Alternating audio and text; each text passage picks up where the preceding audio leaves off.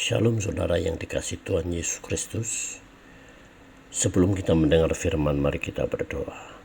Tuhan Yesus, terima kasih pagi hari ini kami boleh bangun dan menikmati seluruh berkat-berkat yang Tuhan janjikan. Ajar kami hidup berkenan di hadapan Tuhan. Dalam nama Yesus kami berdoa. Amin. Renungan pagi ini terambil dari Matius pasal 4 ayat 5 dan 6. Kemudian iblis membawanya ke kota suci dan menempatkan dia di bumbungan bait Allah. Lalu berkata kepadanya, "Jika engkau anak Allah, jatuhkanlah dirimu ke bawah, sebab ada tertulis mengenai engkau, ia akan memerintahkan malaikat-malaikatnya, dan mereka akan menatang engkau di atas tangannya, supaya kakimu jangan terantuk kepada batu." Yesus berkata kepadanya, "Ada pula tertulis, janganlah engkau mencobai Tuhan Allahmu." Saudara yang dikasihi Tuhan, jika pencobaan pertama mengenai kebutuhan fisik, pencobaan kedua diarahkan pada manusia lahiriah, di mana manusia lahiriah di dalamnya ada hati yang bisa memunculkan emosi yang baik, emosi yang positif, maupun emosi yang negatif. Emosi yang negatif di dalamnya ada kesombongan, kemarahan, merasa lebih dari yang lain dan ingin dipuji, serta masih banyak yang lain. Iblis menempatkan dia di bumbungan bait Allah dan meminta menjatuhkan diri karena malaikat Allah akan menatang engkau. Dari ayat di atas, iblis juga hafal firman Tuhan, tetapi hanya sekedar tahu dan hafal, tetapi tidak mau melakukannya.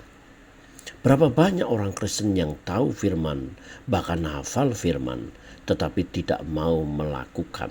Bahkan dalam kitab Yakobus dikatakan, kamu percaya kepada Allah, iblis pun percaya kepada Allah, bahkan ia gemetar. Gemetarnya di sini karena takut akan dihukum, tetapi kita percaya, kita gemetar dan takut akan Allah karena kebaikan Tuhan, sehingga kita menaruh hormat dan segan, sehingga kita mentaatinya.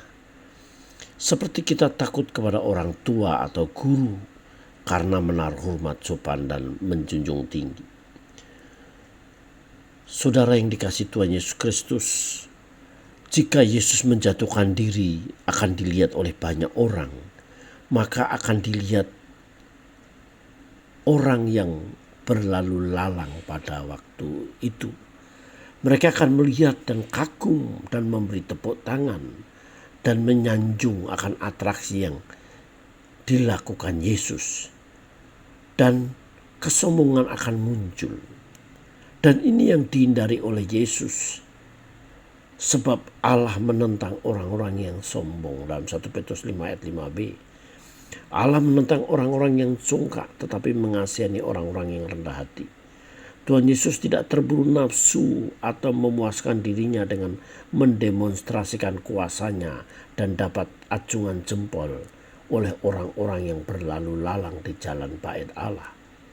Dari sini kita mengetahui bahwa kita dapat mencobai Tuhan karena kita ingin memuaskan hawa nafsu, seperti yang dikatakan Rasul Paulus dalam 1 Korintus 10 ayat 9-10. Janganlah kita mencobai Tuhan seperti yang dilakukan oleh beberapa orang di antara mereka, sehingga mereka mati dipakut ular. Dan janganlah bersungut-sungut seperti yang dilakukan oleh beberapa orang dari mereka, sehingga mereka dibinasakan oleh malaikat maut. Saudara yang dikasihi Tuhan, Tuhan Yesus menjawab, jangan kamu mencobai Tuhan Allahmu. Bila manakah kita dapat mencobai Tuhan Allah dalam kehidupan kita? Yang pertama, dalam Mazmur 78 ayat 58, tetapi mereka mencobai dan memberontak terhadap Allah yang Maha Tinggi dan tidak berpegang pada peringatannya. Yang kedua, mengerti akan pemeliharaan dan penyertaan Tuhan, tetapi mereka bersungut-sungut tidak menerima keberadaan sebagai anugerah Tuhan. Saudara bisa lihat nanti dalam Keluaran pasal 17 ayat 1 sampai 7. Kita dapat mencobai Tuhan jika kita tahu kewajiban yang harus kita lakukan, tetapi kita tidak melakukannya. Kita membiarkan Tuhan yang melakukan dan memberkati kita. Sebagai contoh, jika seorang pelajar harusnya belajar menghadapi ujian, tetapi ia hanya berdoa dan tidak melakukan apapun, hanya berharap pada Tuhan untuk menolong saat menghadapi ujian.